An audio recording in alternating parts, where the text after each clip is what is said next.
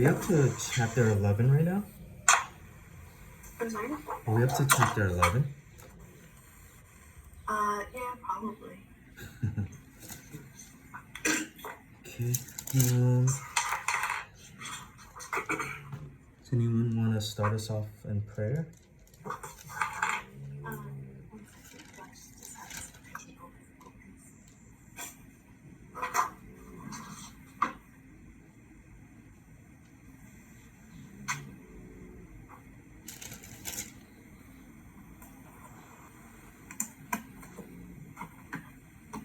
Yes. Say something right here. Huh?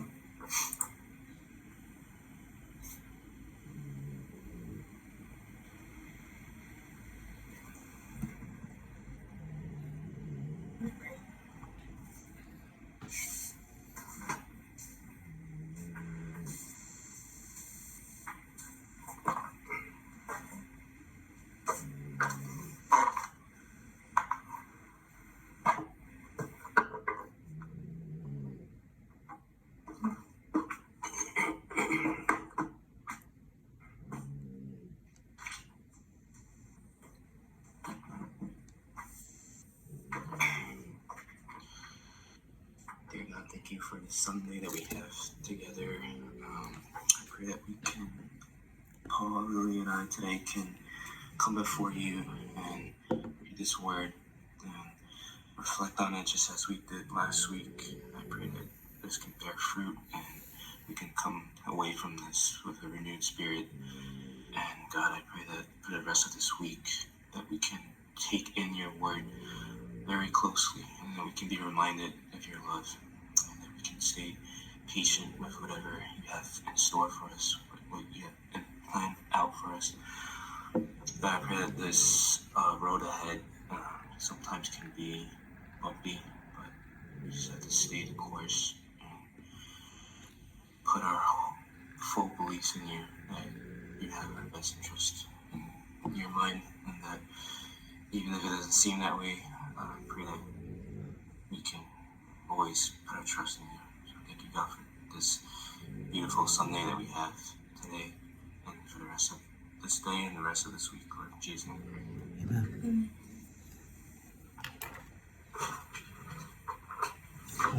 If you guys don't mind, I'm gonna say a quick prayer as well. Lord Father God, thank you for this time. I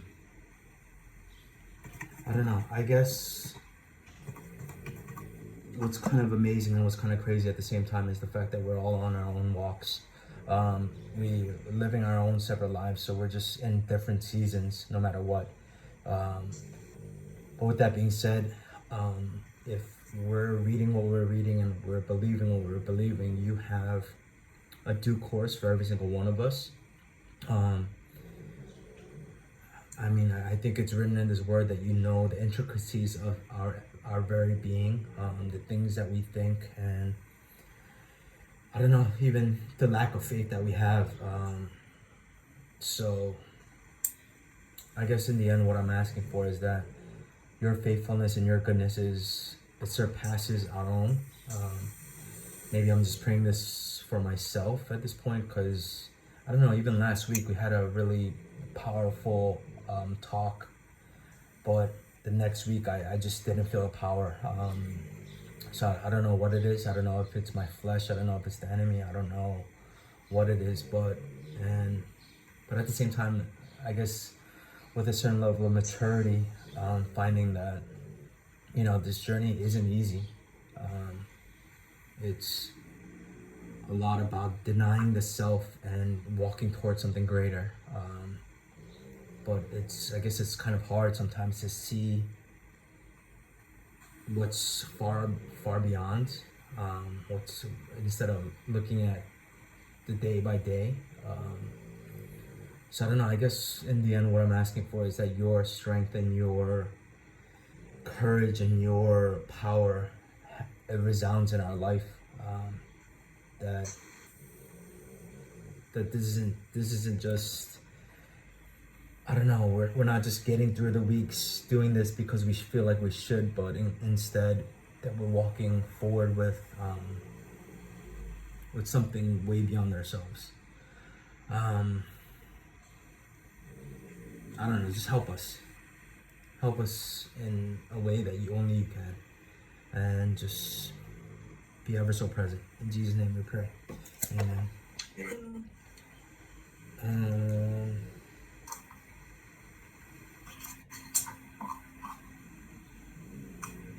Yeah, I don't know. Like one part of me is like we're going through this, and I know in our own minds we're like, man, we're moving really slow.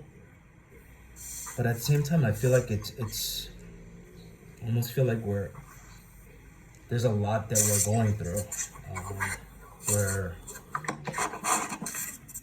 We're going through some heavy stuff. We're trying to figure it out and whatnot, but. Yeah, I mean, I feel we're going like 1 or 2 chapters a week, but then we are also hitting a lot of deeper discussion as well. I think that's good. Yeah. Okay. So chapter 11, I was actually just going through verses 12 to 22, and I don't know, like each paragraph, it's like a lesson in itself, and I was finding it hard to find how one correlates to the next or what the flow was. I got through some of it. So the first one, Jesus was hungry. He saw a fig tree in the distance, and there's nothing but leaves on it. And I mean, it even points out that it wasn't the season for figs. But Jesus got angry, and he was like, may no one ever eat fruit from you again. And then in the next one, he goes into the temple courts. He sees people doing things that aren't supposed to be in the temple, I guess. They're money changers and selling doves. I think this is the one where he throws the tables, right? Yeah, he overturns the tables. And then after that, the disciples in verse 20, they see the fig tree. It's like, oh man, the fig tree withered. And then the next paragraph, he goes, have faith in God. I mean, this is probably, I don't know if it's the most powerful, but if you tell any mountain to go throw yourself into the sea, but has no doubt in their heart, it'll happen for them. Therefore, I tell you, whatever you ask in prayer, believe what you have received, and it's yours. And then the next verse goes, when you stand praying, if you hold anything against anyone, forgive them, so that your Father in heaven may forgive you of your sins. I actually got through like the first half, but I'd like to hear your thoughts on it. Did you guys, I don't know, figure out what it means? I guess Jesus often talks in parables or like one completely unrelated, or what seems to be completely unrelated. What do you think about the fig tree? I don't know about the fig tree. I feel like kind of mean to curse the fig tree just because there's nothing wrong. Or is it just me? Yeah, like when I read it, I got something different. But then the Bible has an excerpt saying that the fig tree is basically equivalent to Christians, and it's equivalent to Christians that don't bear fruit. So meaning like we know the good word, and we had faith at one point, but we're not doing anything of our faith to preach the gospel, to get people to believe. And instead of uplifting, I guess, other people, we're making them discouraged, and we make them have less faith. So we're not doing anything. I think these are like not even the lukewarm Christians, or it could be lukewarm Christians, but like just the cold Christians that's not doing anything. So Jesus is here waiting for us to do something, and we have nothing to offer him. So he's like, kind of see like if you have nothing to offer, then what is your purpose? And it's like just don't have any purpose at all, sort of thing. So you know, it's a pretty bleak, a pretty piercing message. Yeah. But that's what it's like. And I guess I agree with this after reading it. Yeah, I mean it's definitely not a feel good kind of message. You don't leave it feeling like, oh, awesome. It's more like Oh dang, what am I doing with my life? yeah, I mean like I don't know about you guys, but like pretty often you can tell yourself, not today, or I'm just not in the mood today to be loving, or not in the like today's not the day, or I'm not ready, or this isn't the right season in my life, kind of thing. But I guess like I don't think I'm personally doing this in my life, but yeah, I guess sometimes we have to question ourselves. It's like when is everything gonna be optimal? Is when is everything gonna be perfect to the point where like, okay, everything is good now. Now I'm ready to serve God, or whatever else. So yeah, I'm definitely preaching to myself. Yeah. So I guess, do you guys see the next transition to where he goes into the temples and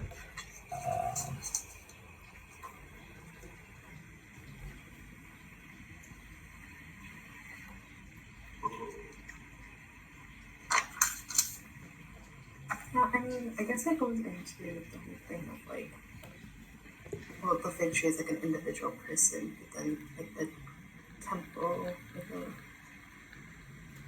is like where he feels like, this is supposed to be a place where you're praying, but you're like kind of just doing, like selling things and doing random things in there. It's like that's not what it's meant for. Right? yeah, like yeah, I guess that's the transition I saw. It was like,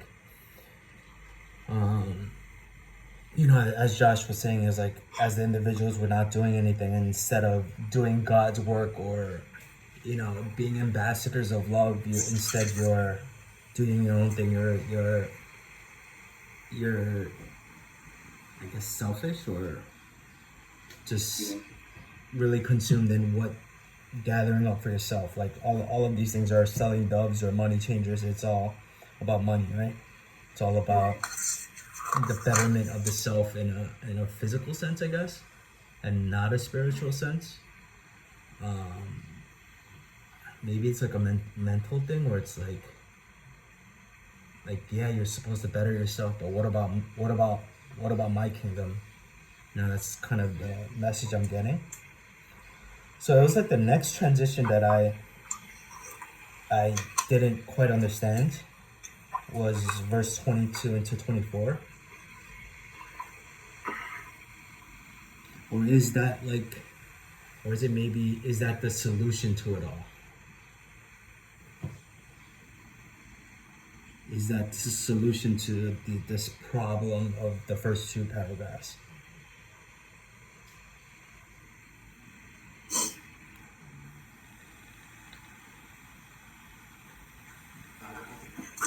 I don't know if it's a solution, but maybe it's like additional like characteristics that you should have as a good Christian. I just don't know if asking whatever you ask for in the prayer and having that faith that it will happen is ties in with someone that the Christian is bearing fruit. But I guess it could. This faith is an important aspect of being Christian. If you don't have that faith, how can you preach the gospel to other people? Yeah. I mean, I think that is kind of like the solution to what he's saying in terms of like one that doesn't bear fruit or doesn't have this faith. Like if you do, then you can have what you want to come true. In that sense.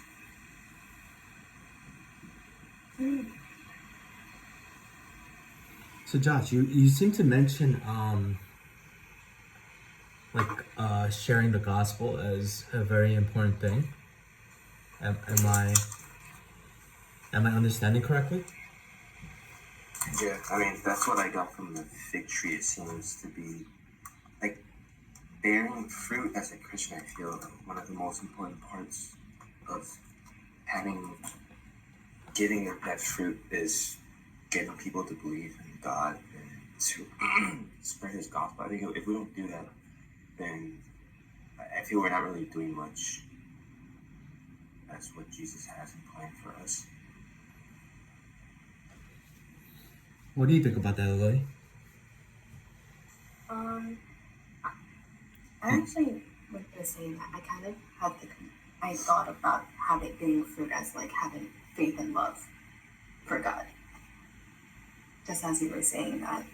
I don't know why. Because, I mean, obviously spreading the gospel is something that's important, but I feel like having faith in God and your own belief and love for God is more important first, like, as an individual, before you're able to spread the gospel. Because you're not able to really do that unless you really had that. I mean, that's like a foundation that you Yeah. have before you are able to start branching out and helping other people. But I think ultimately bearing fruit is still like getting other people to believe, because then it's like, what are you really doing with what you have? Like, you have all the good news, but you're not telling other people the good news. So then they're not able to receive the kingdom that you've received. Yeah. So No, it's I agree. selfish too. Yeah. But the other people can't be saved. Just you. It's like only you and God have this relationship. But they're still so stuck to their ways there. I see that. I see that. But I still think it's more of your own foundation. In my opinion. I guess, Lily, what you're basically saying is, which I could see some validity in, is the fact that if you don't have your own faith and your own belief and this own personal relationship with God, where it's almost like bearing fruit in your life, how can you're spreading a false gospel, I guess, a gospel with no strength or power. Yeah. Which, yeah, I could definitely see some validity in that. But then I guess at the same time, it could be dangerous because you can always be like, oh, I don't have my own faith and belief. Like, I'm struggling right now. So it's sort of like this fig tree where it's like, it's not my season, so I can't do it. So I don't know. It's true too. That's a good point. I feel like if a fig tree isn't ready and it's not ripe and it still bears the fruit and someone eats it and it's just sour and not good, then it's like the gospel is basically just you spread the gospel for no reason. It's like it's not having an impact on someone's life. So, Yeah, but I see also what Paul's saying too, because it's like, what if the individual just feels like, oh, I'm not like ripe enough, or like I'm not perfect enough to be able to spread it. So no, it's that's what I mean. Like the fig tree itself is the person. Yeah. And then But you said they're not ripe enough. What if they are already ripe and they just don't want to have someone to feed on them because they're just selfish, like you were saying earlier? So I one guess thing is like if the person is not ready, like the foundation is not ready, and the fig tree probably hasn't been nurtured, hasn't been taken care of correctly, doesn't have its foundation set, like foundation meaning like the faith in God and everything, then it's like the fruit that bears the gospel that we end up giving to other people will get shot down right away. Meaning like the fruit will be bad when people leave. So I guess it's the same. it's kind of funny. You guys jumped from one ship to the other, and like you guys are you guys are opposing each other. But in the end, maybe it's cyclical. Like one can't be without the other. So I guess in the end, I don't know. You can't have one without the other, or else it's maybe the power in it is that both have to be there together.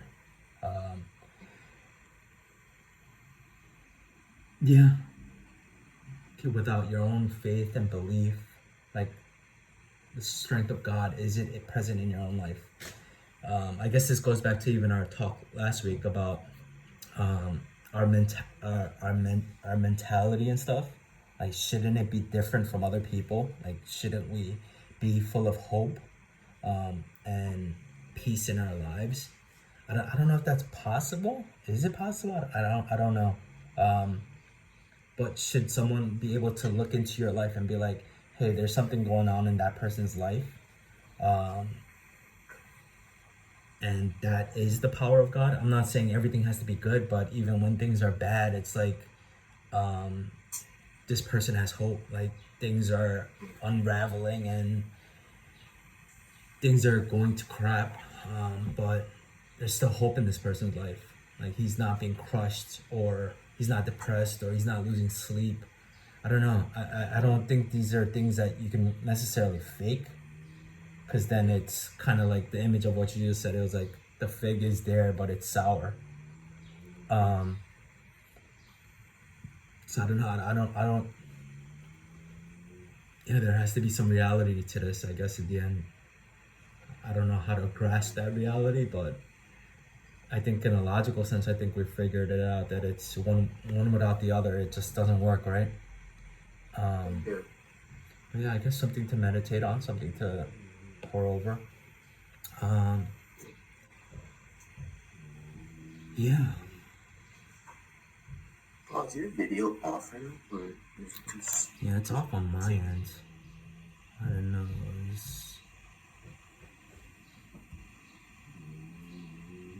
There it is. So,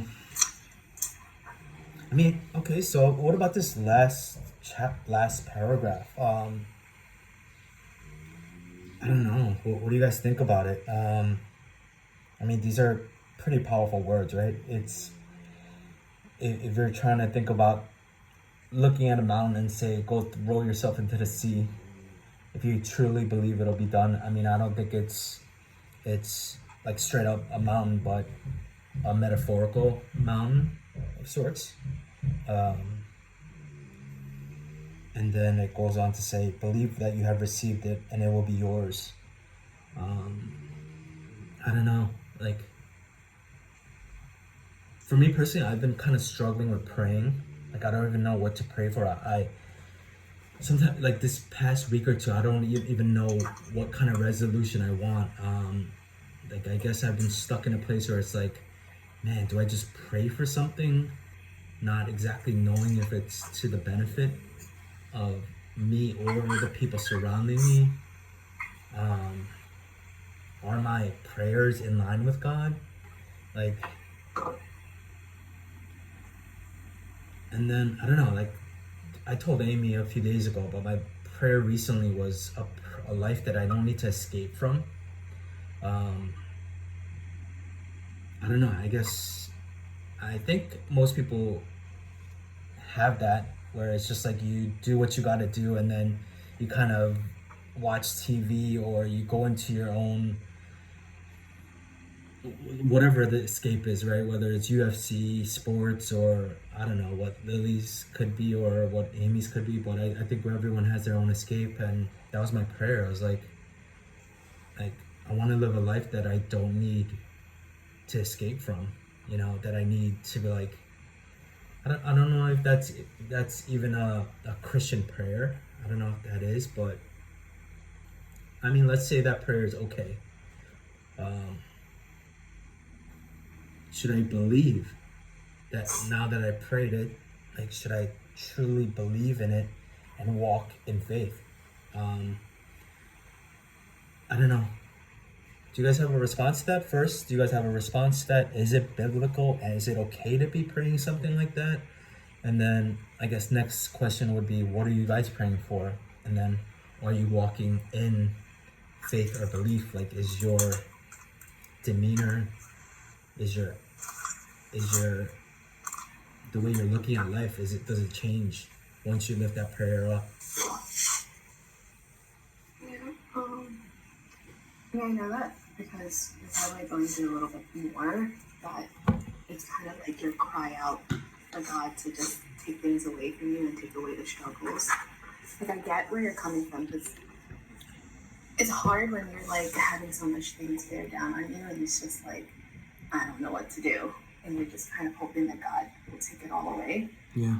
I don't think it's a bad thing to be praying things like that, because at least you're being vulnerable and understanding that you're using certain things as an escape, and you want to kind of just confront things head on. I mean, in my personal experience, I don't really have anything like that kind of bears down on me so intensely, at least not at this moment. Like, I feel like a lot of my prayers are more like praying that God can kind of guide me in the direction that I feel like my life is heading towards, and then hoping that it's in line with what God wants for Josh and I, or in my own experiences with work and family, and then kind of just still trying to go about my life the way I kind of envisioned it to be, and then hoping that things still pan out the way that it does.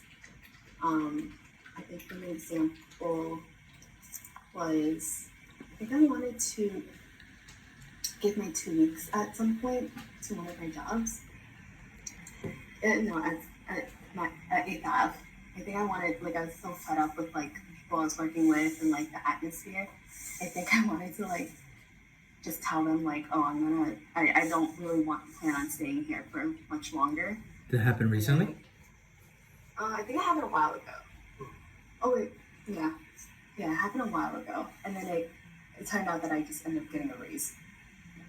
So I was just like, okay, maybe this is just God's way of telling me. Oh no, it wasn't me quitting. It was me taking off a day. That was expert. No, it was CPV. I was gonna tell them that I wanted to do like every other Saturday instead of every Saturday that I currently do, because I kind of felt like it was like I was taking time away from me spending time with Josh and like family and stuff. So I did want to take off an extra day, and then it turns out that I ended up getting a raise. So I think in that sense, that was just like God telling me like maybe now is not the time to really take away a day. Like, I'm still healthy, I'm still capable of working. Like, obviously that day can be spent with family, but it's like at the same time, when I have the ability to work, maybe it's just better to do so now, and then I can figure things out. If we've saved enough money, we've bought our house, like we'll have time then too, like with each other and with family too. So I feel like that's kind of something that hit me a little bit more, even though it wasn't like such a big deal, because it was just kind of like, oh, I don't feel like working an extra day anymore. But I was telling Josh, like, when I ended up just getting a raise, I was like, oh, I guess it's not such a big deal. And like the grand scheme of things, it's like I'm kind of just nitpicking at certain things that are bothering me about work. But at the same time, those things don't disappear just because I'm not there. Are you at peace? Yeah, I am at peace. I like kind of came to the realization, it's like, am I just being selfish about not wanting to be there and like not dealing with like work like stresses and stuff? Or am I really kind of just going through it and maybe trying to even make a change at work and kind of, still make money and earn a living at least? I don't really think I can make a change at work, but maybe that's the hope. How many people you work with do you? At work? I mean, Dr. Chan and Dr. Tang are Catholic. What about your parents? Nah, they do. At least they don't ever openly say anything about it. I'm also not that close with people at work, so. Besides Diane and Ivy. Those are people I agree. Oh, yeah, no, they're not. Well, Diane, I guess can say that she's yeah, no. No one at work is really, like, Christian in that sense. With that being said, what do you guys think about? Like, I know it's a really taboo thing in our current culture, talking about either politics or religion. What do you guys think about that? I think that's a legitimate conversation to have, right? Like, even being able to share the gospel in your workplace. Like, if you really think about it, that's you're spending more time with your coworkers than really anyone in life, right? Yeah. On average, you're probably spending what 6 to 8 hours. I guess the scenario with Josh, you might be a little bit different because you're not as face to face. Am I right? Like, I'm assuming maybe you're doing like meetings and stuff, or Oh yeah, there's really like no chance to even want to spread the gospel in that manner because like the meetings are so scheduled to that point where you just talk about the client stuff and then they say, okay, we're done. and then So go I'm like, back oh to wait, work. hang on for a second. Let me tell you about this. Be interesting. Yeah, way to do I that. think I might get fired. Yeah. So I I'm mean, sure. Yeah. how does? I guess the question would be like, what, when do we even share the gospel then? Like, let's just think about this tactically for a second, or realistically. When, who do we share the gospel with? Do you share like one thing I do ask myself is, could I share the gospel with people who are very close to me, who aren't Christians? Like, am I equipped, or do they know enough about me where they're just like, doesn't seem like God is working for you. It's not gonna work for me. Or I give myself a plethora of reasons why I can't I can't share the gospel with this person or that person. So I don't know. I guess back to this example of the fig tree is like, I'm just not in season, God. I'm just not in season. Like, I'm very Yeah. sour right now. Um, but I maybe it goes back to what we were saying. It's cyclical. Maybe something about my faith and my belief has to change first.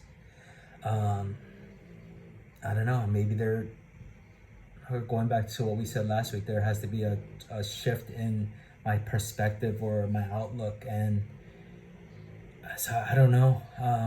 But I'd love to hear your thoughts. Like, what do you guys think? Should there be a light in your eyes? Should, like when you guys, I don't know about you guys, but certain people, you meet them and there's something different about them. I don't think it happens very often, but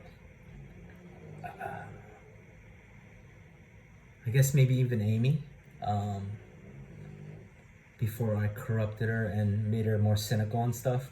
Like, she's just always so, happy, and there was a light about her. Like, you can't deny that, right? There's almost like a purity about her.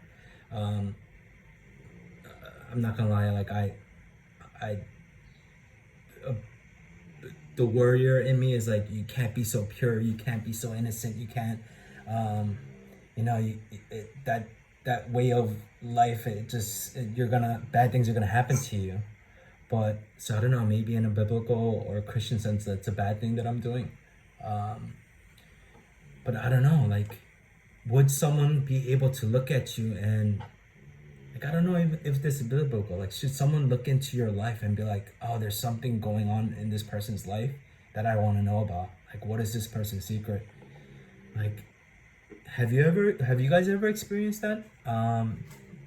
Or anything? I guess to carry on the conversation, what comes first? I guess is it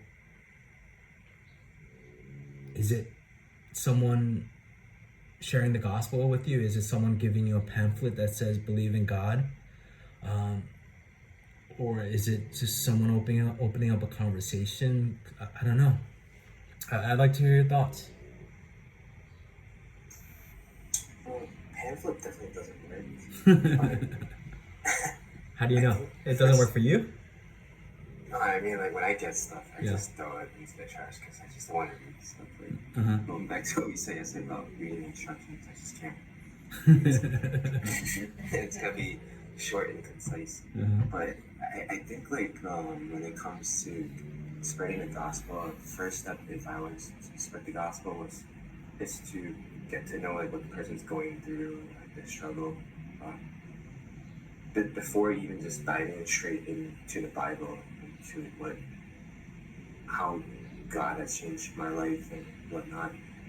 But at the same time, it's like there's a lot of times where I feel I should spread the gospel to my friends and stuff, but I just don't feel like I'm equipped or ready myself to do it, and I feel like I'll get judged or somehow like attacked by it or something. So I feared that retaliation when I do spread the gospel. But like me spreading the gospel is obviously like out of love and stuff. But then for them it might be thinking that it's like some kind of like cult that you're in, or like some kind of thinking that it's not traditional way. Yeah.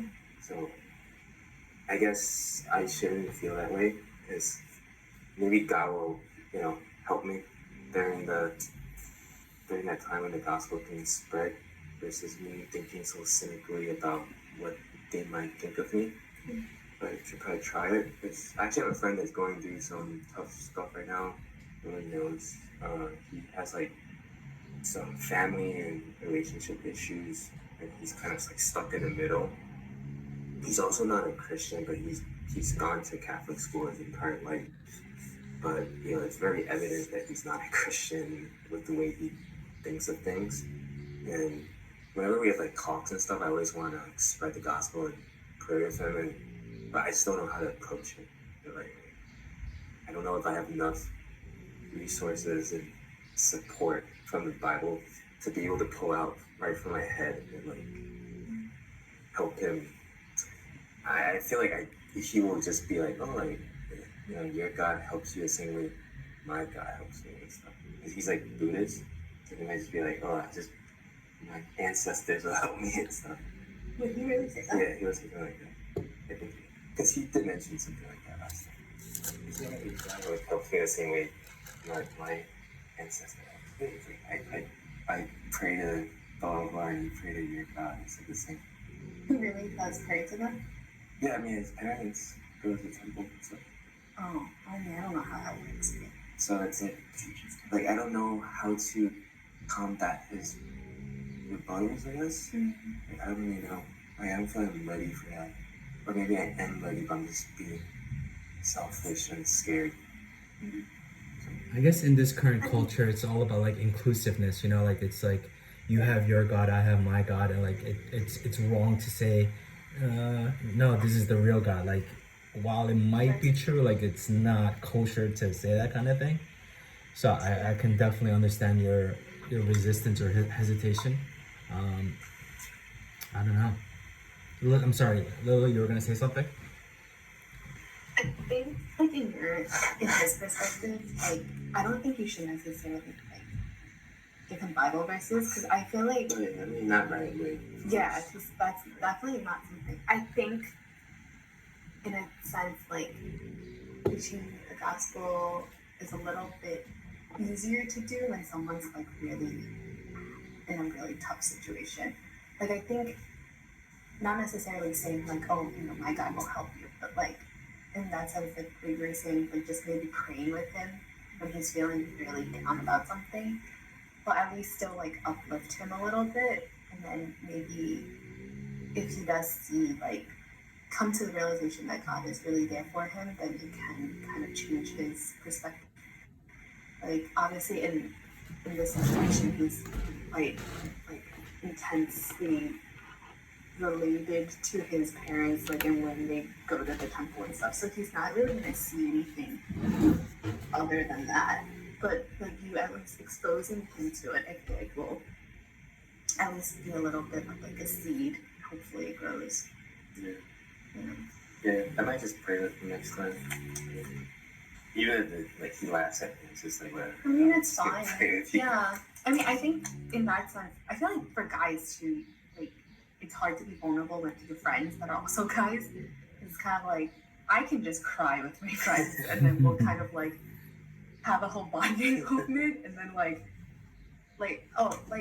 in Cali, like when Dorothy and Amy and I were like all together, like I guess we are girls, so we cry a lot easier, but we had like this bonding moment where we prayed together.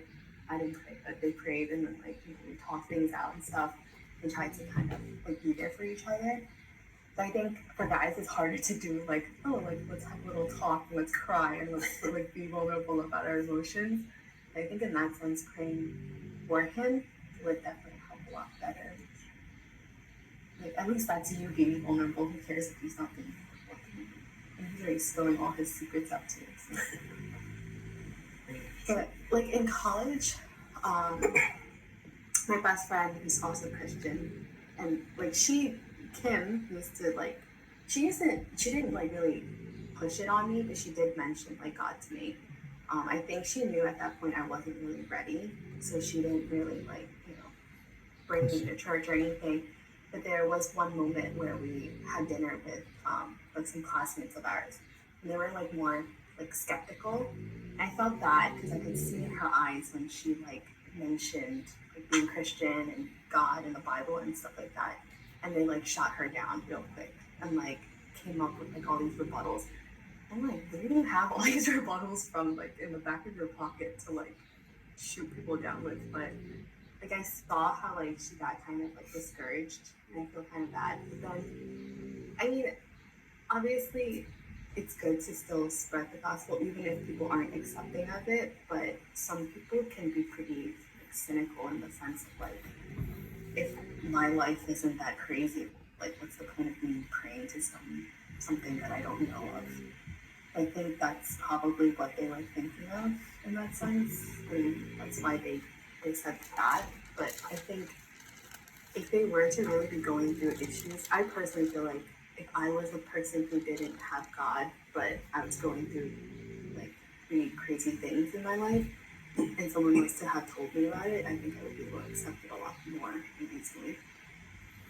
So a few takeaways from what you just said. Maybe it's not about like it's not always about sharing the whole gospel, but sometimes it's about being there for people and showing love and just a little bit of tidbits here and there, and then maybe that's how God works. So like Lily, I'm assuming this story with Kim was prior to Josh ever being around.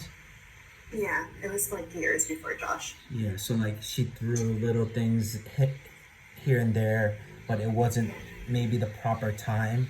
And then I don't know what happened with the Chen family, but at some point, you found your relationship with God.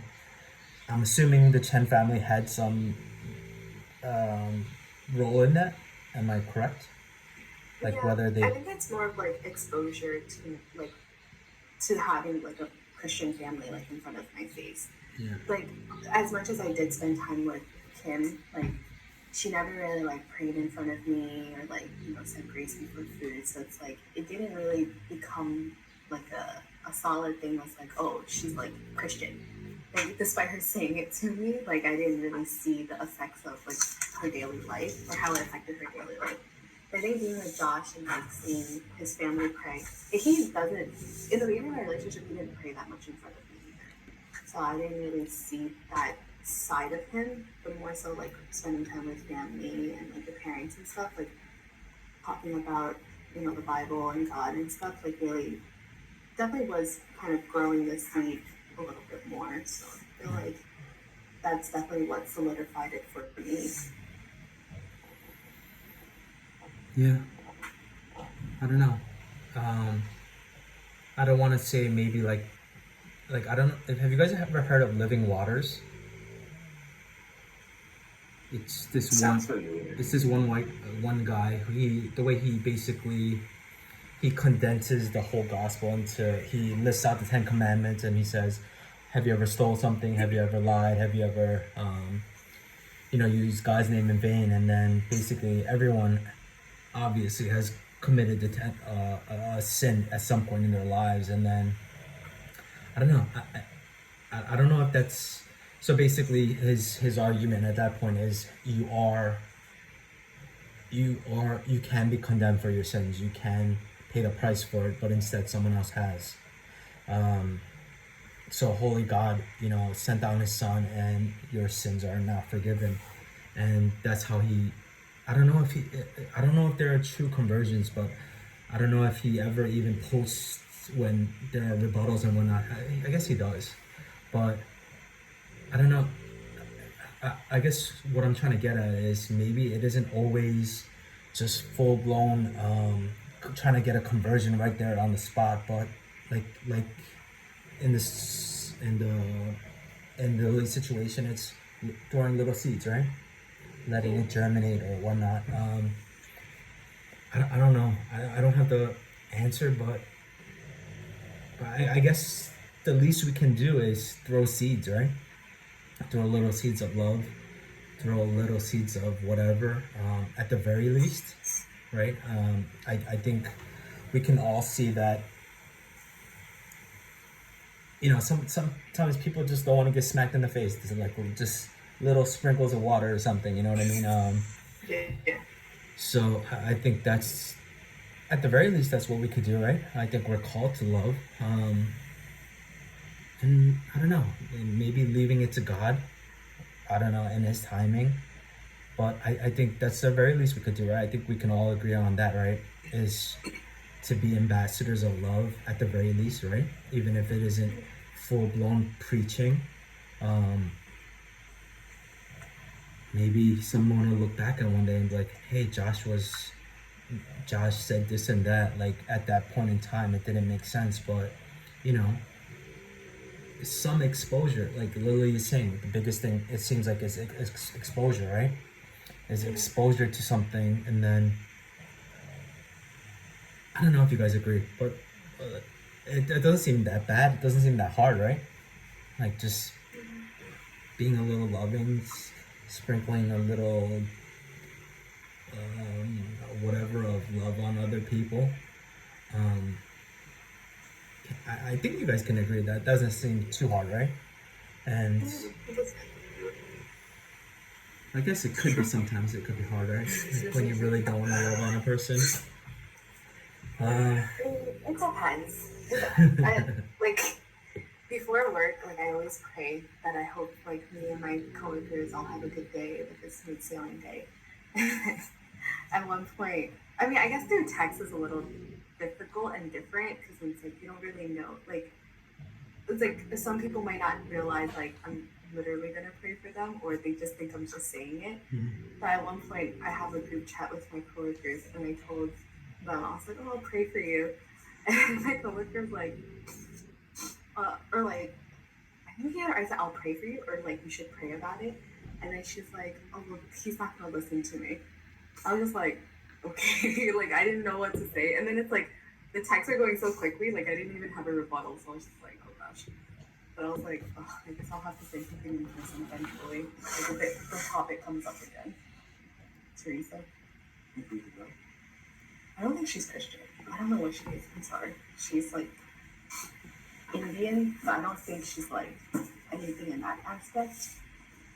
I don't know. She's been exposed to like the Bible and God and stuff, but I don't think she's like really a firm believer of anything. Who knows? Maybe that seed was enough at that point in time, and like you said, if it comes up, you can continue to water that seed. Yeah.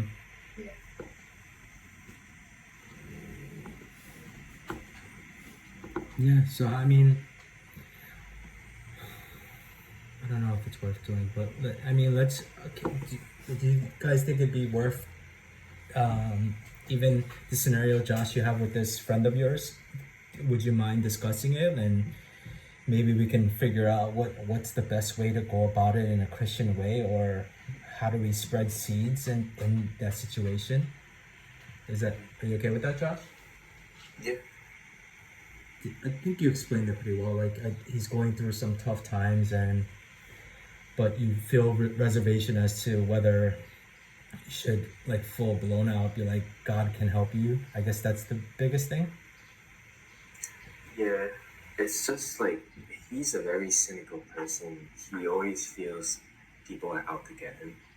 So I don't know if it's even like borderline schizo or something, but he's always saying like, oh, like my girlfriend's parents, they hate me, they're gonna kill me. Like, so right now the situation is that his girlfriend's parents bought a house for him and his girlfriend to live in, but the house is right next door to the parents, and his parents don't want him to live next door to his in-laws or soon-to-be in-laws, and they're very adamant about it. They say, you have three options: you either have your girlfriend move in with us, or you guys rent a completely different place, or I give you some down payment money and you get a completely different house.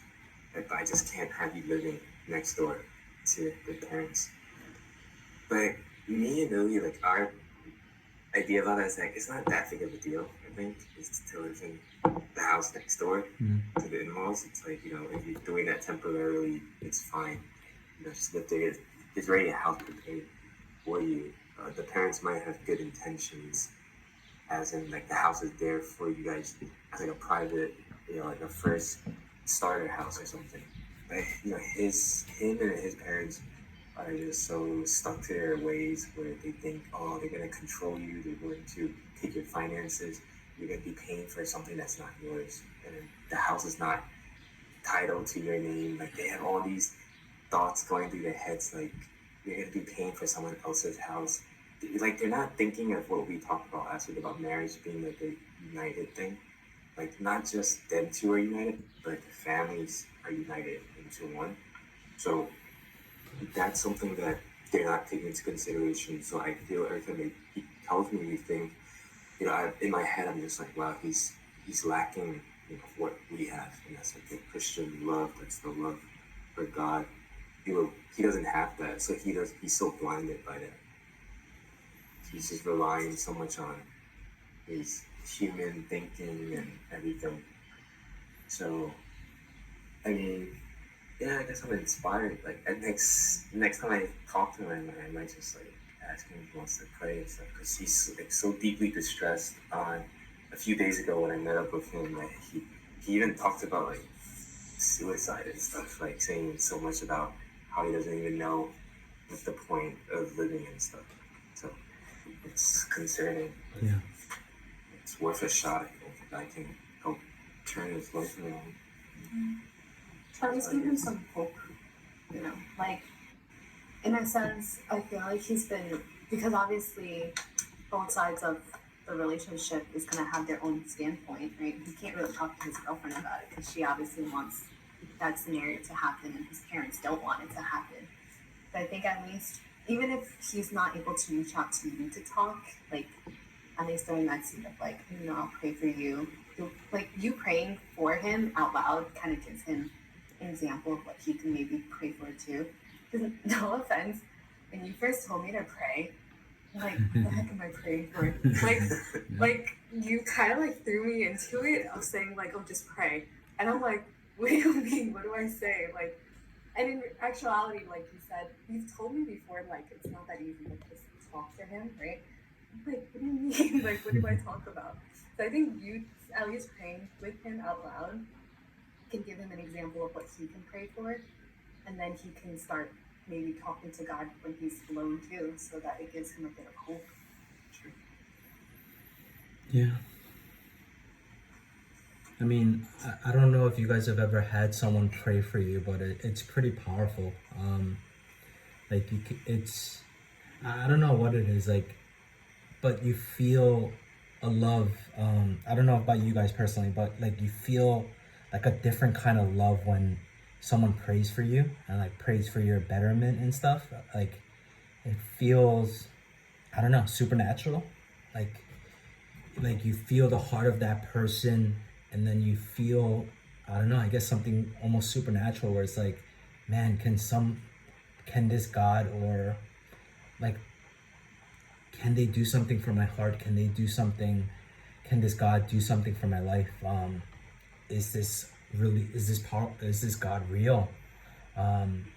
Is it maybe worth investigating one day? So I don't know. Do you guys, have you guys ever had someone pray for you and like out of a bad situation or whatever the case is? And I don't know. Did you guys feel the same thing? Did you guys feel something different? I don't know.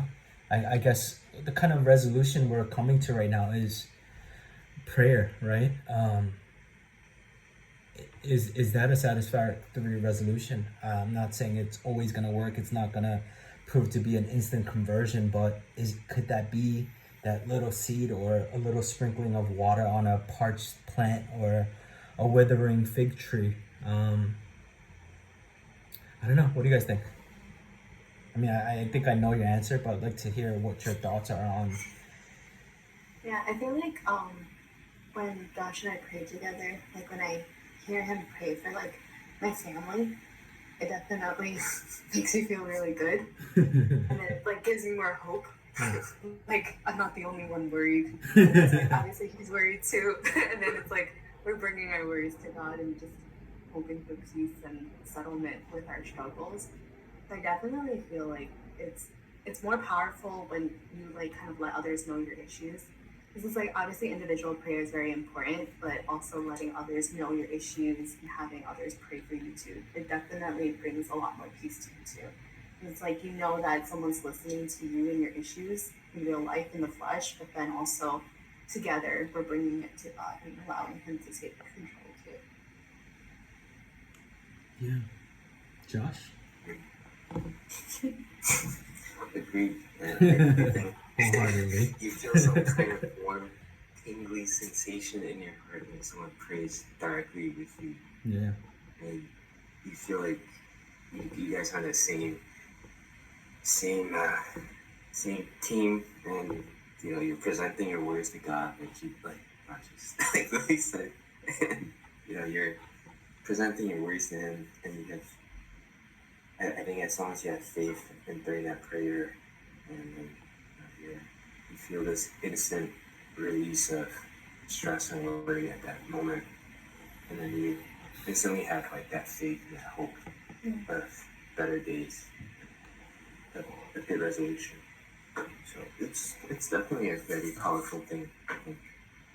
And, yeah, you can try that, Chris. Yeah. I mean, it could just be a short, simple prayer with Him. I mean, if you laugh, I don't think he's gonna laugh. I have a feeling he's gonna cry. he's gonna cry. I've never seen him cry. Really? I mean, I guess in the end, our conclusion is it's worth giving it a shot, right? I mean, I think on an individual basis, all of us have agreed that prayer, yeah, like there's an intertwining that doesn't happen. It's hard to happen. Maybe for, like you said before, for women when you have that talk and you cry together, but it's kind of maybe that's what it is for us as guys, because I know there's a certain level of toxic masculinity where you have to be strong, you have to be you can't talk about your emotions, you can't talk about your weaknesses or what you're going through, and I don't know, maybe that comes down a few levels with prayer. I don't know. Yeah. I think when you're praying, that's also a moment where you could be like the most vulnerable. Like whether or not someone's listening to you, you literally can pray all your issues to God. It's like it's just to sprinkle a little bit of hope. And like we said, I mean, it's not something that is gonna be a resolution right away, but at least consistent prayer about something, like letting God know like this is really a big issue in my life that I can't really overcome without you. I feel like it's something that can at least give you more hope too. That like God is listening to us, but maybe it's just not the right time for that resolution to happen right now. So,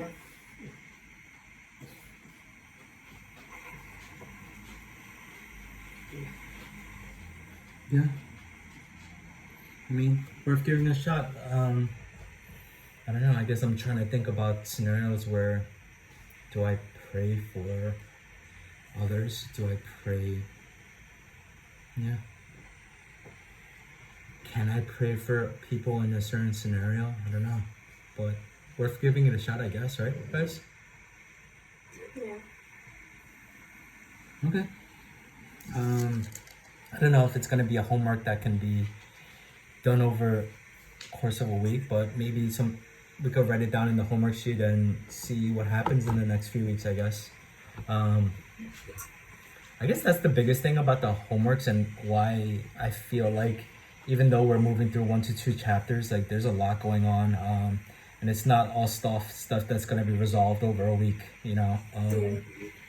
so I don't know, let's consider that prayer with non-believers. Is that a decent heading? Yeah. Does that work? I guess after the prayer, you can go back to them after a week and be like, "Did that prayer work?" How do you feel now? I have a homework. I have a homework from Bible study. I have to find out if it works or not. You're gonna find your issues and you're gonna try to solve it. Next thing you know, they're also in this Bible study. Exactly. Then it works. Then it works. That's how we grow this.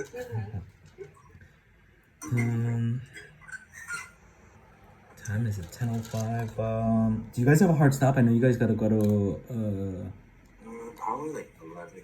Yeah. 15. Just because I see grandma before we head out. Okay. Is 11 okay then? Yeah, that's fine. Okay. I guess the rest of chapter 11.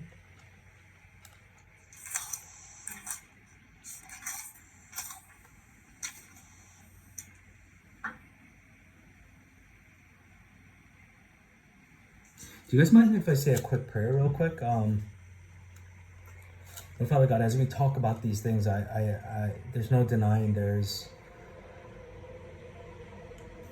a sprinkle of joy in our hearts and a little bit of jubilee. Even talking about spreading your word and your goodness into others' lives. I don't know. There must be some truth to it. But whoever we're supposed to spread the gospel to, or whoever we're supposed to spread love to, we ask that you be there with us. You know, there's going to be times where we question ourselves. Are we prepared? Are we ready? Are we even in the right place to be sharing? I don't know. Is there ever a perfect time for anything? Can everything be calculated? But we ask that you give us the courage and a love that where we can deny ourselves and spread love to others in a real way, that they may see your love, and that we may also find your love in spreading your love. I don't know.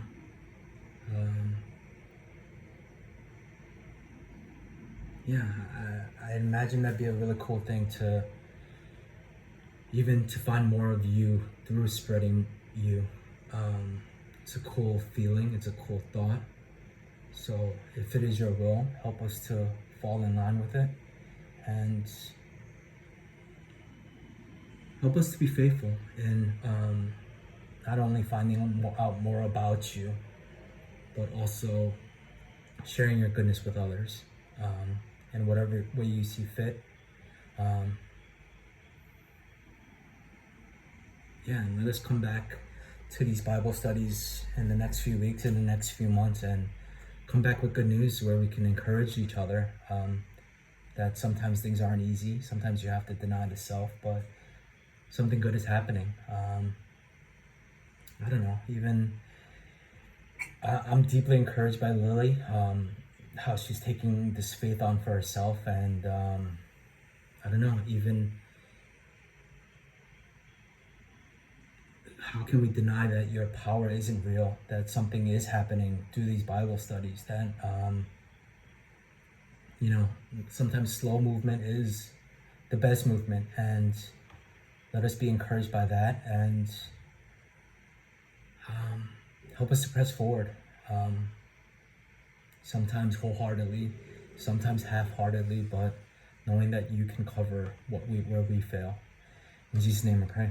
Amen.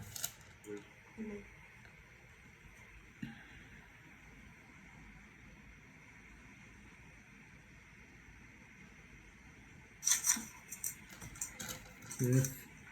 I guess we can continue into chapter 12 if we don't have anything in chapter 11. Yeah.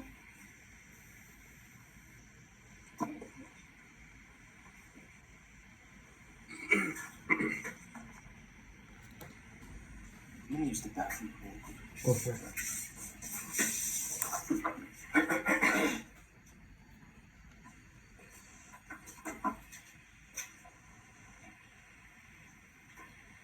So, Paul, you guys are set on San Diego now?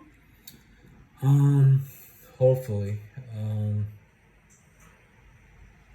Yeah, I think as of right now, even if it's for a year or two, and to see where the marijuana business goes, but just for the sake of Amy's health, to see if it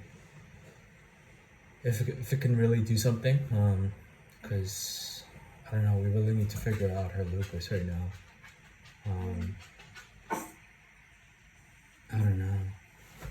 Like, part of me wonders I don't know, is it, do we figure it out by changing where we live, the atmosphere, or I don't know, is God allowing for the lupus to happen so that we end up going to San Diego? I don't know. So as of right now, yeah, San Diego, at least for the first year or two during her residency and fellowship, and to see if it works out. And then I guess we'll see where God leads us after that. But yeah, at least for the next year or two, I think it's a good trial to see if that's the place for us, and then to figure it out after that. That's good. Yeah. I think in a sense, New York is just so congested for the both of you. Like, it's good to just get out and get a breath of fresh air. Like, there's a lot of things here that really end up bearing down on you both. Yeah.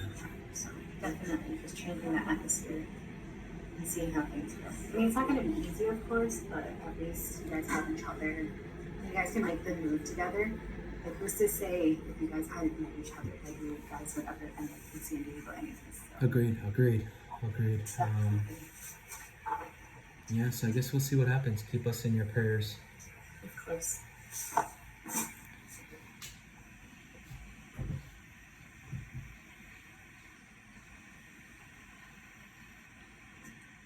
Oh, I was actually thinking something. Have you ever heard of the saying, "What would Jesus do"? This might be before your time, Lily, as a Christian.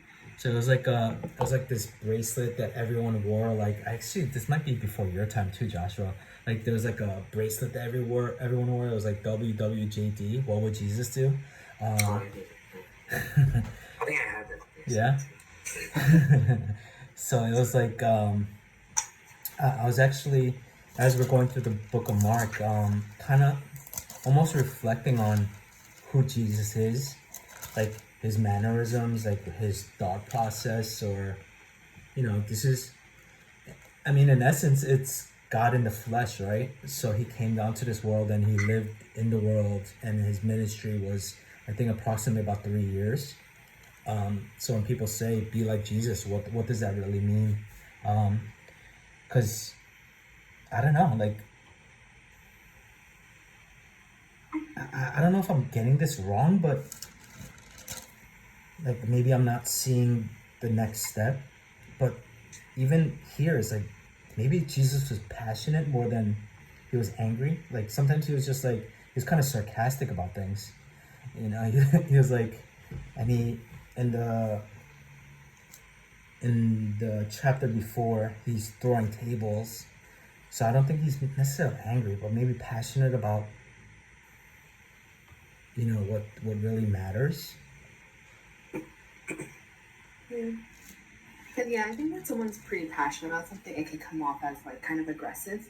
But then it's like they're just really like they want others to see their point of view. Yeah. It's like can come off a little bit intense, Yeah.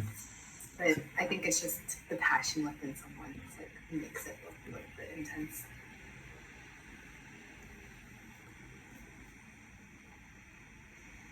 Passion. Man, what does that word mean to you in your lives? Passion or passionate? Like, would you characterize anything in your life as I'm passionate about it? Or is that too strong of a word that's kind of weird these days? Or I don't know. I feel like everyone's always like, oh, what's your passion in life and stuff. It's not like, oh, there's accounting and passion. It's like, no, I don't know. What did you say? Oh, like feels always like is your like whatever your career that you're in, like your passion and stuff, and it's always like it's, how can you be so passionate about something? Like if you compare that to the passion of Christ, it's like what how is this a passion? How You can never it be a know. passion? Some people can be passionate about their jobs. Don't be rude. You're passionate about your job? No, I'm personally not passionate about my job. I mean, I am more passionate about like helping others and maybe like teaching people about like their health and how to better themselves, but not necessarily the physical aspect of it. Like I think being passionate about something is just having like an understanding for something to the extent that you love it and are able to kind of teach about it too.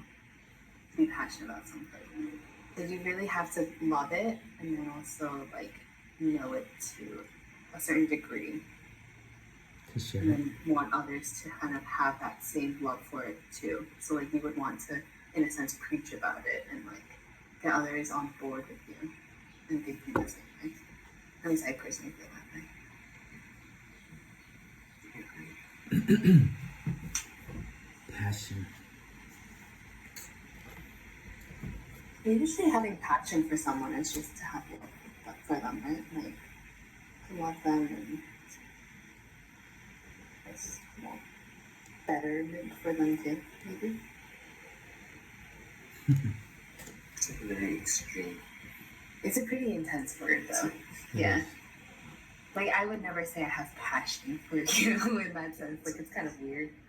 But then I mean I think it's just because it's like a weird word. Shouldn't we? I don't think it should be. I think it should be a pretty normal thing to say. But I think like because people say like, "Oh, I love you," and that's like kind of enough, and people don't think of like passion as something that you would want to have.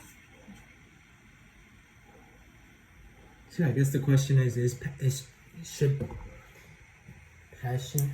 passion be a part of our lives? Should we be passionate about things? Should we be passionate about the things we believe? Should we be passionate to people we love? Or Yeah, I think so. I think having like passion in that sense also kind of coincides with having love for someone or something. So it's like if you don't have passion, then it's like what are you kind of looking for or like looking forward to in your life? Like to have the passion to maybe better yourself and like have this goal. Like having passion for your goal is definitely something that's like gonna push you and strive you to become better. More so than like, oh, I'm just walking towards my goal. Like I'm just trying to get through this like in a negative way, just to kind of reach something. I feel definitely will make a person a more positive person too. What do you think, Josh? Is passion too weird? Is it better to be even keeled? What do you think?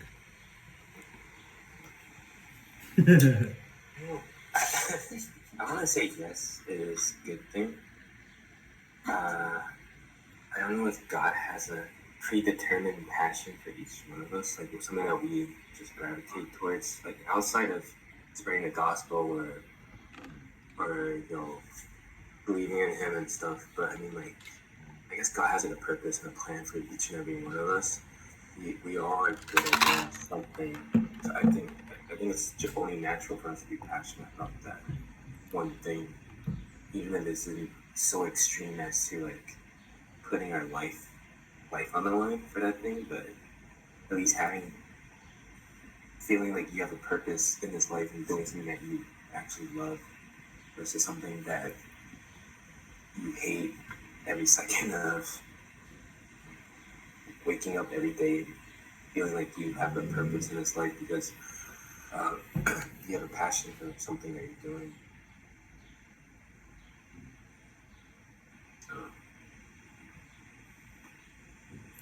I guess the question that comes to my mind is if we're, let's say it's, so Josh, for what I'm kind of hearing from you is being passionate about what you're doing in life. What primarily it sounds like your occupation, but I guess my question would be at that point would be, should we be passionate about Christ? Should we be passionate about God? And that in turn almost make us passionate about everything else. Is that a natural sequence of things? Yeah, I think so. I feel like having passion for God is also like wholeheartedly believing in Him and loving Him so much that you can feel within that like He will provide for you.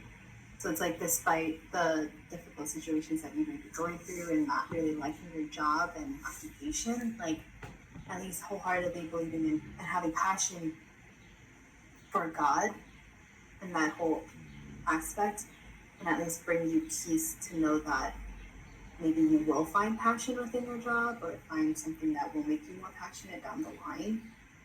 Like, so I think that kind of coincides with it.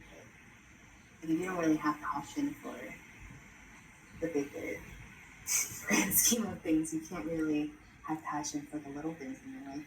But you don't see the brighter things in life if you don't have like a more positive outlook too. At least personally. Passion for Christ. Do you guys think we should have a passion for Christ and God? I think I know the answer, but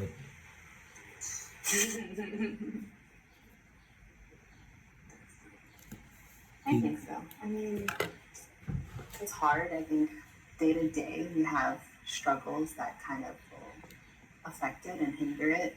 And the same way of like even having like wholehearted like trust in God sometimes is difficult too. But I think to be able to strive for like having that passion for God and like loving Him so much that you just trust Him 100% is definitely a goal that we should have. And like be reminded of day to day. what do you think, Josh? Remember, I'm okay with, we should all be okay with opposition as well.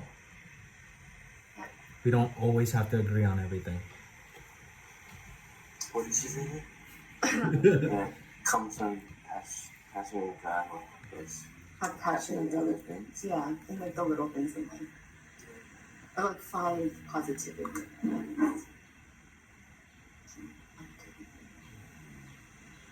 I mean, like, from your experience, do you feel that way? Do you feel like you have passion for God, and then also any passion for anything in life? Yeah, I mean, I think passion is such an extreme level that I don't think I've reached that level yet to feel that way. Otherwise, I feel I would be so filled with peace during the day in my life, like you said, which I do agree with. I think if you have passion for God, you immediately will have passion for whatever you're doing because you know God put you in this world not to live for yourself, but to live for Him. So if you have passion for Him and you're living for Him, then what you're living for should be a joy every day. But I don't think I've reached that level yet Yeah. to feel that way yet. I'm still working on it. Yeah. I mean, I think Lily said it. It's passion is something. It's not always there, but I think we're coming to terms with the fact that if we have passion for God, like it might end up in a good place. So it should be something we want, I guess. I don't know. I'll list that in the homework. Let's see if it makes sense or not in the next few weeks and months. Yeah, because I mean, I'm on the same page. I don't like I guess the main reason why I asked that is because I haven't felt the passion for God, and I'm almost wondering if that's kind of the answer. Again, like if I am passionate, if I feel passion for God and Christ, can everything? Why can't that be the answer to most, if not everything? Wouldn't that just kind of like trickle into everything? How you look at people, how you talk to people, your demeanor. I don't know. I can't see that not being the answer. Yeah.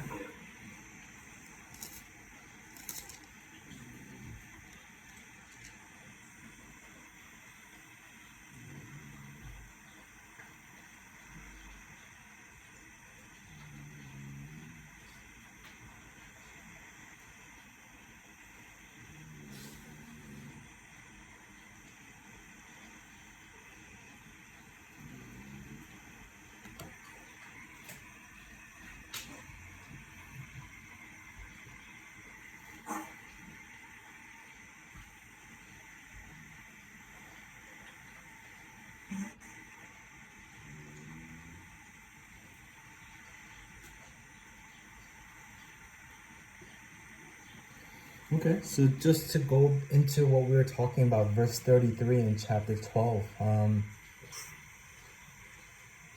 it says to love him with all your heart, with all your understanding, and with all your strength.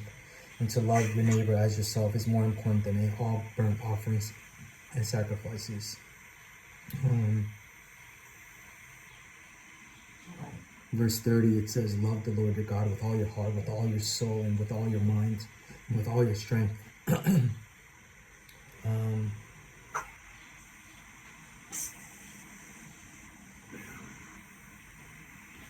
mean, I think that could be summarized as being passionate, right?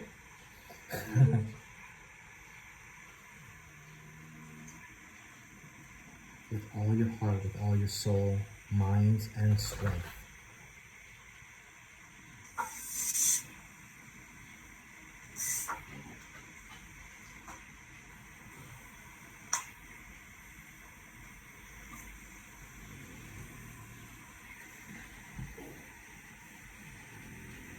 And then it transitions into verse 31. The second is love your neighbors as yourself. There's no commandment greater than these. I don't know if that transition happened naturally, but maybe that is the source. Like, it's the passion for God that then turns into the passion for others and passion for life.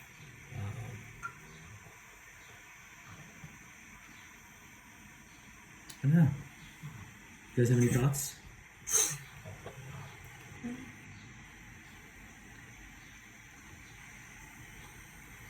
Or am I creating a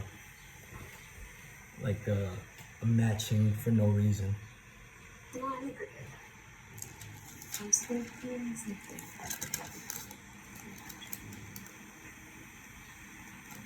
But can you really have passion for life if you don't have passion for God? Like to strive and to live. I think you can, actually. Okay. Absolutely. I think that's... You can have such a love for yourself. Like a passion for almost like... I don't want to say greed, but like maybe like greed and ambition. Like your love for yourself is so great that you're willing to do whatever it takes. There's that, and at the same time, I can imagine there's also people who don't believe in God that can make a lot of money and do a lot of good for humanitarian efforts and whatnot. Yeah. That's true.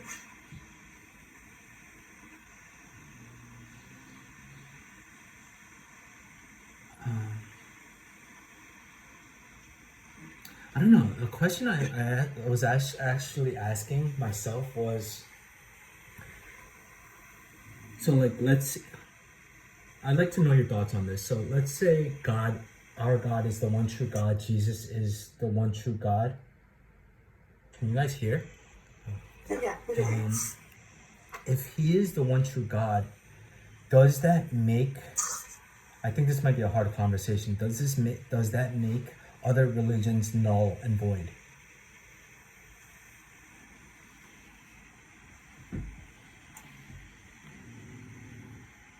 Yeah, I mean, that's definitely a hard question to ask because it's like, in a sense, if God is telling you to love others the same way, like to have peace with others, it's like, should we be saying like your God is not the right God because that's not being really respectful or loving towards someone either. You know what I mean? So I don't know. It's hard to say, in my opinion. Maybe that's because I'm kind of newer in faith too, where it's like I don't see the issues with other people having their beliefs, maybe at the moment for myself, because I'm not so like headstrong about it right now. Like obviously I have love for God, but I also I'm growing up, I see people of all different types of religions and growing up not really having this belief definitely kind of I mean, people are at peace too. People have their love for each other in their ways, in their religion. So like, isn't are we meant to try to preach the gospel to everybody and try to convert everybody, even though they have their own strong beliefs and years and generations of their own beliefs? What do you think, Lily? What is your current stance? Not saying this is your stance. Like forever, Yeah. yeah. Like, I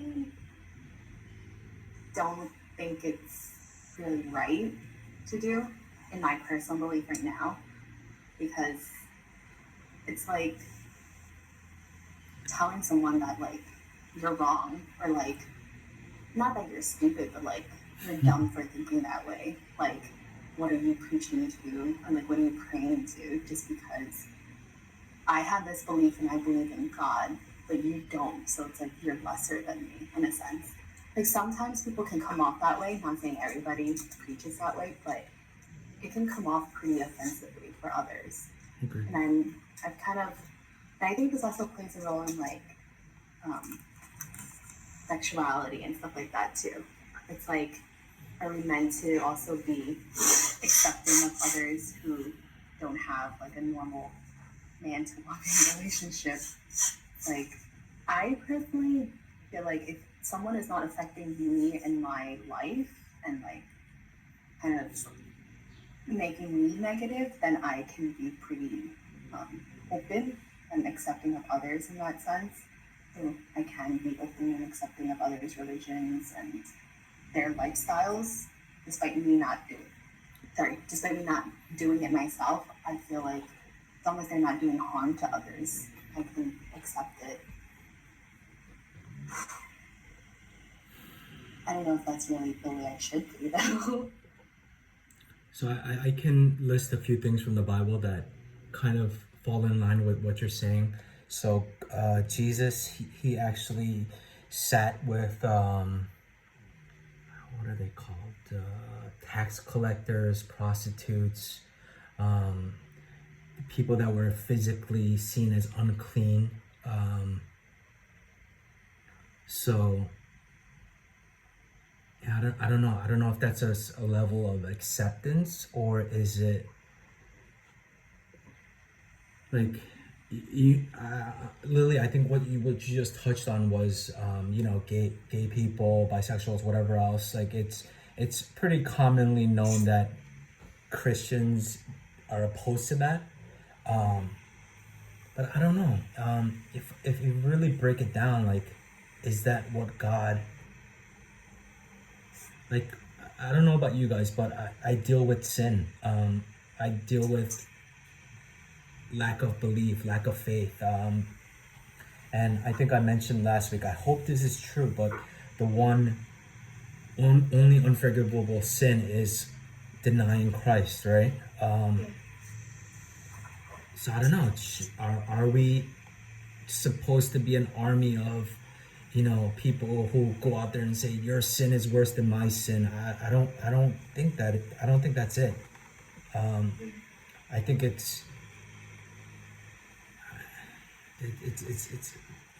teeters really quickly between, man, your sin is, we are all sinners, versus you're a sinner.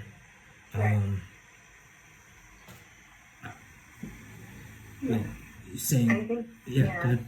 I think that like really kind of affects people too. Yeah. Like, it can really stray someone away from their beliefs and even believing in God. Like, instead of saying like, we all have sinned and we're trying to better ourselves, it's like pinpointing one person and saying like, you're a bad person, like you're the absolute worst, or whatever you're doing is a sin. Kind of definitely hits someone a lot more harsher than to say, we're all sinning, but we should all strive to become a better person. Then it's like, who are you to tell me that I'm a bad person? Like, you're not God. You're not really here to judge me either. I think in that aspect, it's like if you are preaching the gospel, like, definitely have to be a little more sensitive with your words too.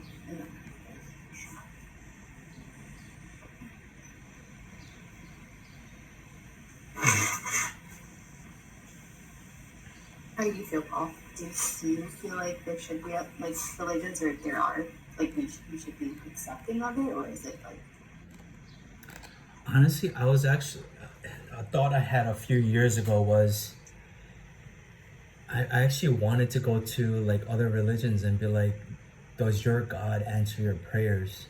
I guess that would have either proved whether their religion was true or not. But at the same time, I thought about it a little bit deeper. And let's say, um, let's say in the scenario that Christianity is the one true religion, I was actually thinking, would the enemy be so cunning as to allow for other religions and answer their prayers? You know, which is kind of scary, which is kind of crazy. Or I don't know if I'm thinking too far into it, but like, yeah, like, I guess my question, it was almost too simple. Does your God answer your prayers? You know, because and like there's also like we were mentioning before, like there's people who are doing really well in this life without believing God. You know, does that disprove God as being a real God, or does it, or in that scenario, does the enemy allow these people to fall into themselves and be super ambitious and look at the self alone and be like, he's not going towards God, so the enemy's like, oh, let him keep going. We're doing fine with him without God, you know? So I don't know. This is how I've kind of made sense of it. I don't know if it's true or biblical, but yeah, should we be accepting? I definitely think so. I don't know if I truly believe it in my heart, or I can be like, yeah, I guess that we are all wretched. We're all sinners. I guess that's really the perspective that maybe we should hold. And it's not like I'm better than you because I'm Christian. I'm Christian because I know how. Like I know I'm aware of my sin. I'm aware that I need a savior, and I have a savior that was gracious enough to take on my sins. You know, it's not I'm a Christian because I'm a better person than you. I'm a Christian because I know I'm not good, you know? So I don't know, I guess it's just a little perspective change. It's not like God is gonna send you to hell because you're a sinner. Is God is going to send all of us to hell because we are sinners. I guess just that little twist should it makes it different, doesn't it? Um, yeah, I guess self-righteousness in the end that plagues not only non-believers but it plagues believers as well. You know. Um, yeah. Josh, your thoughts on any of this? I'm okay with once again. I'm okay with you disagreeing with anything I've said. Well, I think Christians, like you guys said, we shouldn't be honestly accusing others of being less than us. If anything, I feel for us, we should paint ourselves such a picture where we are lower than other people in a way where it's like we're willing to go do sacrifices to get people to I don't want to say like bring them on board, but like Pretty kind much. of like bring them on board, I guess. But at the same time, it's like I don't think any one of us here, if we were to preach the gospel, we would be telling other people, "Oh, you are believing in the wrong religion or whatnot." I don't think that's an approach that we'll ever take. Like we'll somehow be able to paint a picture in a different way to make them not feel like they're believing in the wrong religion for the last how many years in their life. But yeah, sometimes I do think about that whole idea of, is Christianity the right religion, or does that mean that we trump every other religion that's out there? Like, ultimately, I think this universe and the world we're living in has a creator, and that's God. Ultimately, regardless of if you're a Muslim or some other type of person that believes in like an ultimate being, like God is the first and created everything. I guess it just comes down to the way you're believing, like the small details of things. So I'm not sure if I can say like, oh, like maybe like a Muslim believer believes in the same God that we do, but ultimately there is one God. And so I don't know if maybe the way we're believing in stuff and the way that they're believing in things aren't aligned, but ultimately I think there is one God that they believe in that very much could be the same God that we're believing in. It's the God that created us. Mm-hmm. So I don't know. See, I think there's some validity in what you're saying, that we all believe in the same God, but in a different way.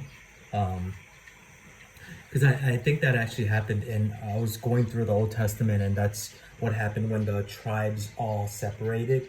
Like, they made their own gods and whatnot. So, I don't know. I don't have the answer to that, as in, like, is there one true way to salvation? I mean, our Bible does say, Jesus says it to the people, I am the one way to God. I am. So I don't think that's an answer that we can come up with certainty. I don't know. It'd be really cool to think God is like, hey, you guys believe in me, so like, even if you believe in it in a different way, you will gain salvation. I think that's very hopeful of us, and I don't think we're opposed to that, right? I don't know. But what if Christ is truly the only way to salvation? I guess that's the opposite end that we need to maybe consider. I don't know. Because, like, we were talking about the burnt offerings and stuff last week, and I mean, that's what the Jews were doing, right? They were basically doing those sin offerings, and I'm assuming Muslims have their own thing where they have their own sin offering, or some sort of way to deal with their sin. So I'm not sure.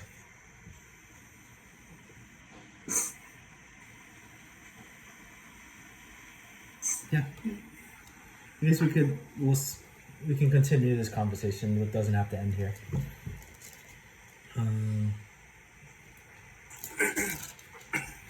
Chapter 12 is pretty.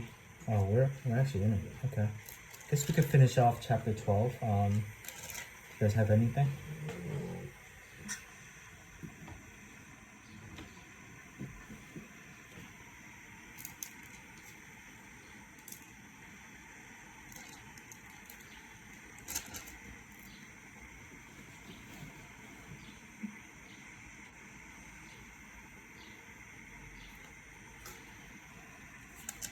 I guess for the widow's offering, verse 41, where Jesus sees like this widow who clearly doesn't have much, but is willing to even put in a little bit. I think that kind of can also speak to us in a sense, like even if you don't have like that strong of a belief, but at least showing God that like you still can pray to Him, kind of will prove a little bit more that you can have that strength in the future. In a sense, I don't know if it makes sense. If I'm making any sense. No, I know what you're saying, but I don't know if this is what this part is talking about. But then I feel like that resonates with you. Sure. Yeah. I don't know. I'm probably thinking about that, but so I do see like the logistics of it. Actually, not. I just only see it my way, but sure.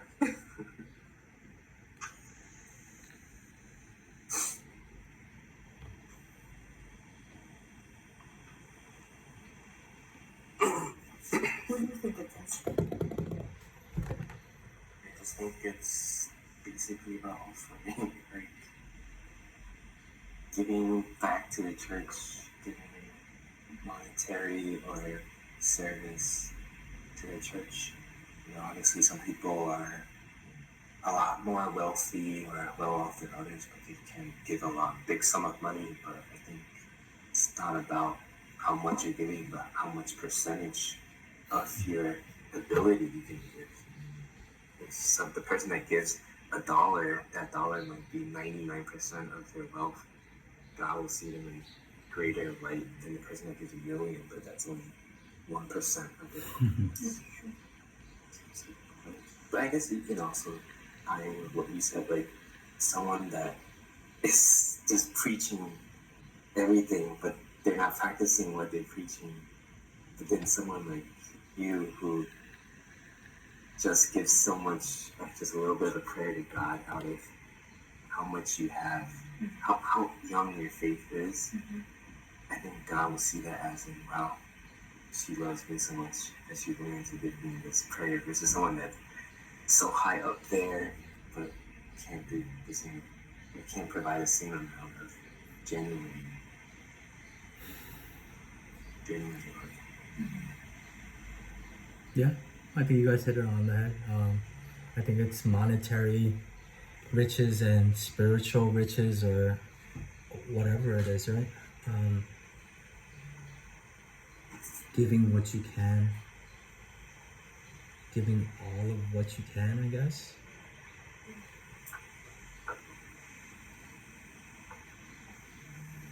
Yeah.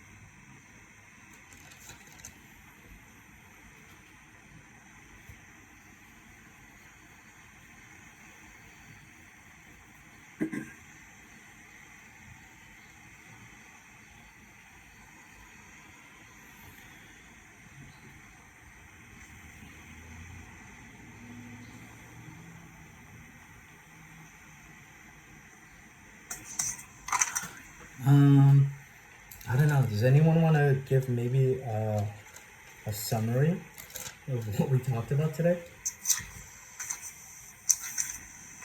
I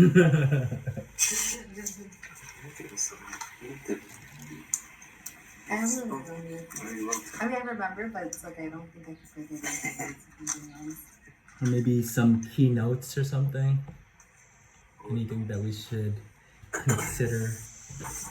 I think we talked about some controversial stuff today.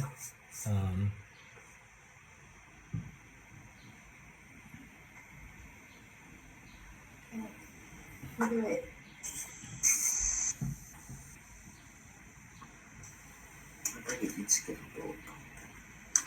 Okay, well, since Paul's mentioned controversial, thank you. I guess we talked about, like, you know, when I say acceptance, like acceptance of others, like our differences, like is that something that, like obviously we are supposed to love others, like is that something that kind of coincides with different religions, different ways of life, whether it's, you know, loving same sex, different sex, whatever. Like, is that something that we're supposed to do as well, or is it something that we should, maybe preach the gospel and hope that they find their way to the quote unquote right way, or if it's something that we just gradually are meant to accept and figure out that way. Is that something that we're talking about? Josh, any keynotes or any takeaways from today's Bible study? I think the biggest one for me is when you talk about passion for God.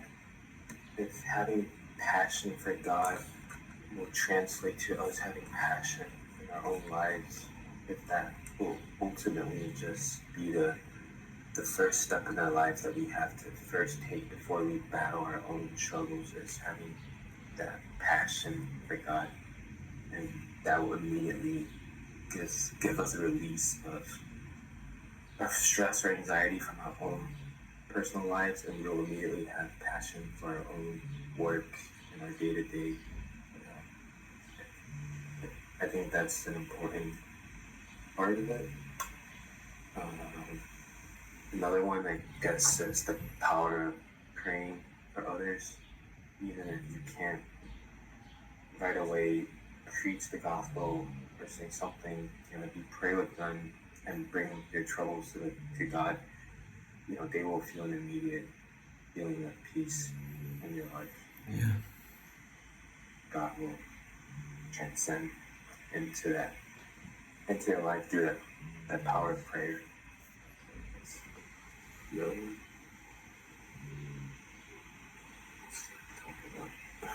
Yeah. it's like top two for me. Yeah. That was a pretty good summary. I guess the last summary point for me possibly would be,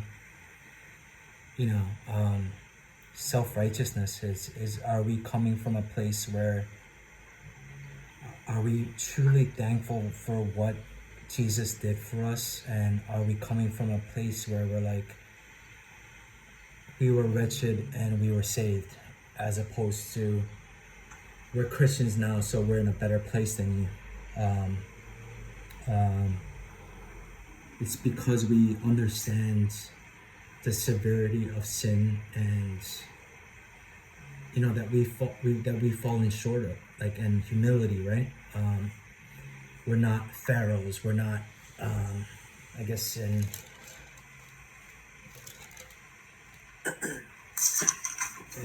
chapter 12, 38 through 39, it's like these people, they're walking around in flowing robes, greeted with respect.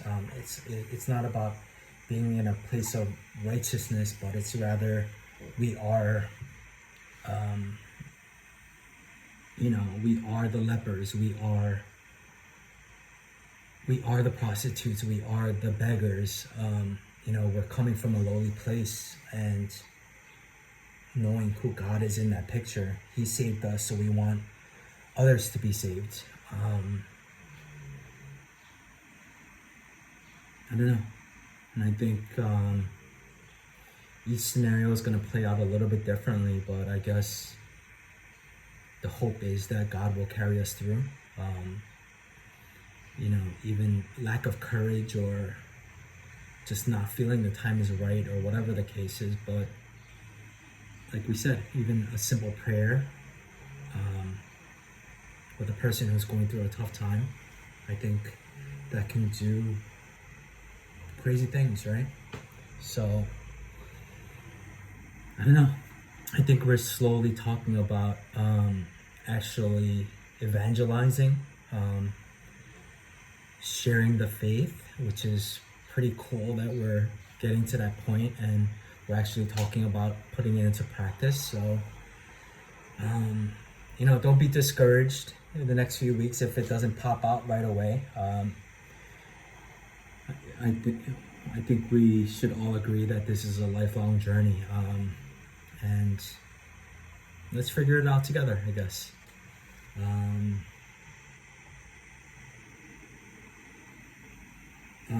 Does anybody have any prayer requests?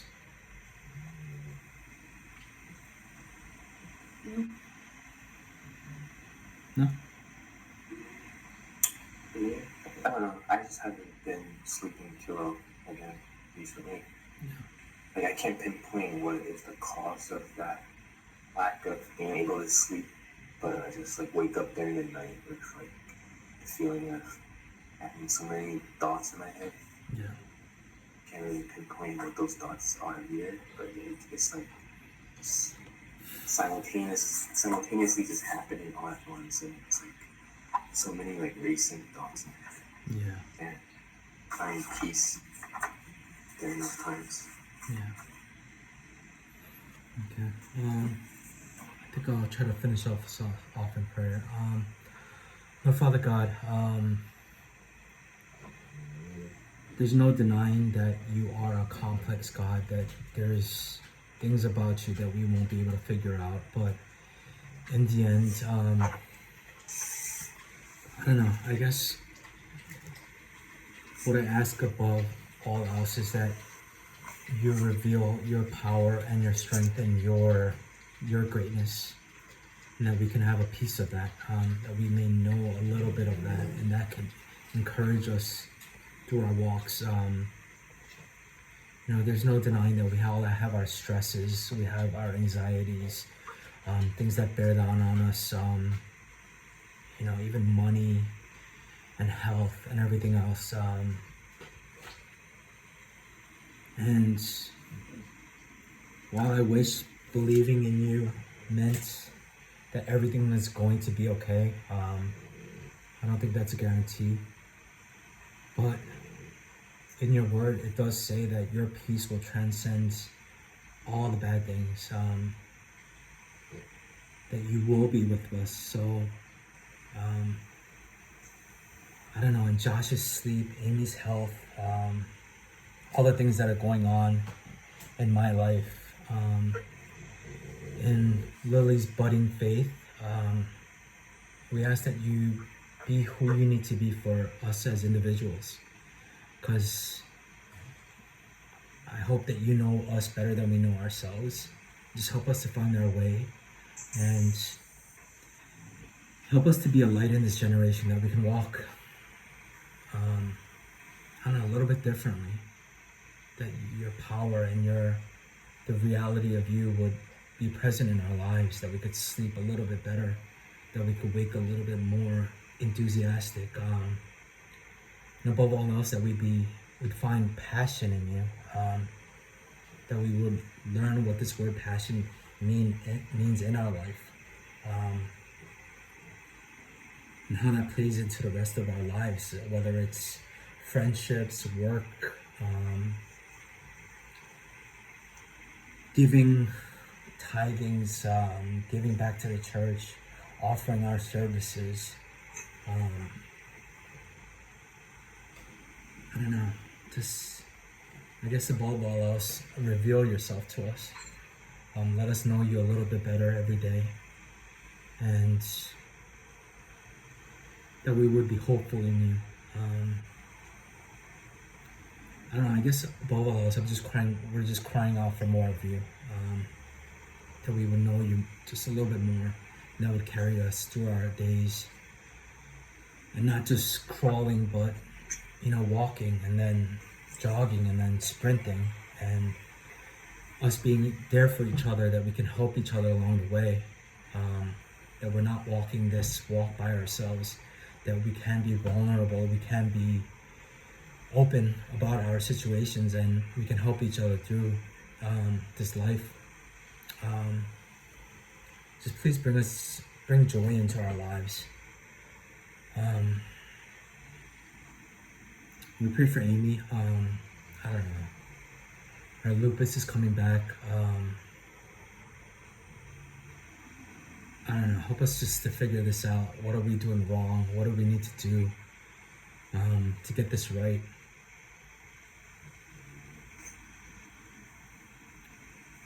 Yeah. I pray these prayers. Now I ask that you give us faith to believe that these prayers will be answered. That these mountains will be thrown into the sea. And that we will rejoice. In Jesus' name we pray. Amen. Yeah, good stuff, guys. Okay. Any thoughts or anything else? Good? Okay. Happy birthday once again, Josh. Enjoy your time at Sojo. Thanks. Have fun, guys. Thank you. Bye. See you next week. All right, see you next week.